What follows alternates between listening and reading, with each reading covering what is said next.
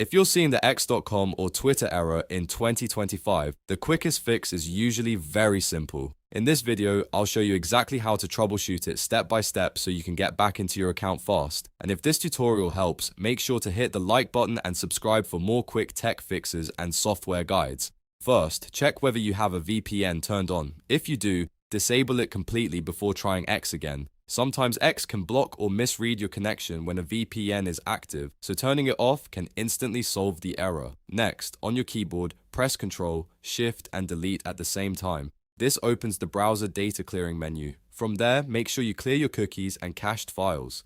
These saved browser files can cause login issues, loading problems, and strange errors on X.com or Twitter. Once you've selected cookies and cache, clear the data and wait for it to finish. After that, close your browser completely and reopen X.com or Twitter again. In many cases, that's enough to remove the error and load the site properly.